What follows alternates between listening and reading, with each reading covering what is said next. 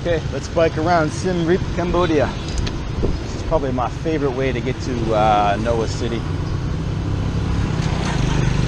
Stop wherever you want. You're not confined to destinations that you have to give taxi drivers. You see something interesting, you just stop and do whatever. I wanted to do this in Cebu too, but Cebu is just too crazy. Too much traffic. So for me, traveling around Southeast Asia can be pretty much divided into two worlds, the developed and the developing. So like Japan, Korea, I would say maybe China's half and half. At least the major cities in China, definitely developed. Those are developed countries, developed places to go. Places like Cambodia, Thailand, Philippines. This is pretty much the third world. They both have their pluses and minuses. For me, the drawback to traveling in these developing countries is I can't stand all the hawkers and touts. People are always trying to sell you things, trying to offer you things.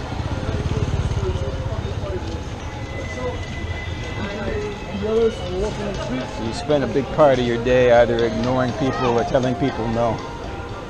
And it gets to be kind of annoying.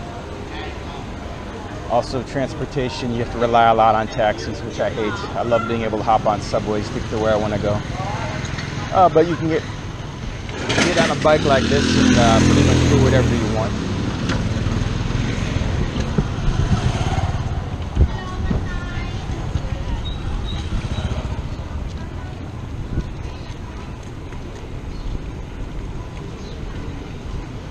It'd be nice if you could combine both worlds, combine the cleanliness and orderliness and of the developed world and some of the natural beauty you find on the beaches, and definitely the food. Sometimes the food is just outstanding in these developing countries, especially the fruits. Always drink fruit shakes when you're in these countries because they use real fresh organic fruit. Shakes in these countries are amazing. Food like lechon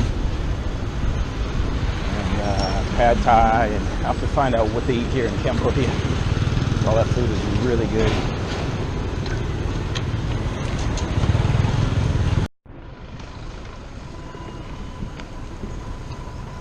Okay.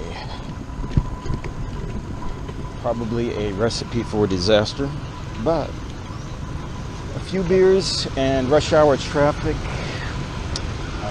in a third world country. Let's see how it goes. So I think another reason why places like this are popular, not just here, but Thailand, Philippines, Cambodia, Laos, because everything is so cheap. The food is cheap, hotels are cheap, taking taxis anywhere is just a couple of dollars. Beer is cheap, so you can kind of live like a king when you travel to these areas. I kind of like the modern comforts of Tokyo and Hong Kong and places like that, but this definitely has its appeal also. This can be a lot of fun too.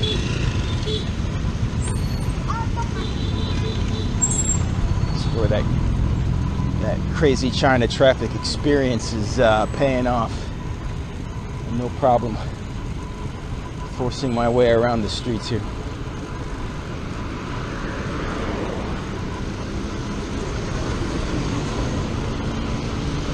I think I noticed here and in Cebu City, even though it's very congested, a lot of traffic, a lot of motorcycles, bikes, cars, there is not as much honking as in China. Even though it seems chaotic, I don't hear near as much honking here as I do in China. The Philippines was so congested with cars and everything, and I rarely ever heard a horn honk, and it's nice. So the horn honking in China is completely ridiculous.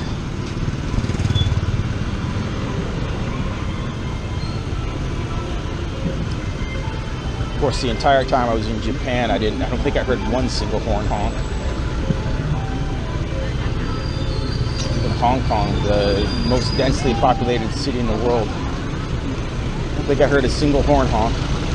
I'm sure I did, but it was just maybe a few times. If this was in China, this video, you would have heard about 10 horns honking already. You see how crazy this is, rush hour. And we haven't heard one yet. I'm sure we will. But the contrast is pretty striking. I was asking some of the taxi drivers, tuk-tuk drivers, what is the food to try here, and they say it's something called amok. This is some kind of fish soup dish. They said it will usually be the first choice on any menu here, so I'm looking for a restaurant that doesn't look touristy, has that on the menu. Give it a try. Siem Reap street food. This has got to be decent.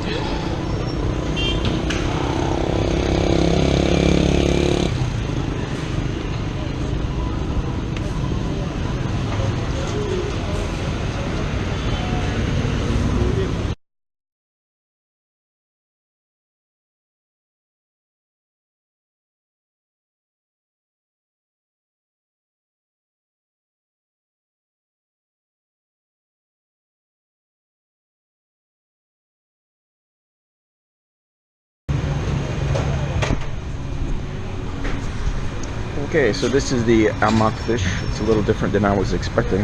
I was expecting more of a soup. So I've eaten a bit of it now, and it's pretty good. I usually think of fish and curry with the Hong Kong fish balls, but this is basically fish curry and some vegetables. It's actually quite tasty. So I've also got the lak lak beef, which is another popular dish here. To be honest, I'm not real impressed. The amok fish is pretty good. This, not so much.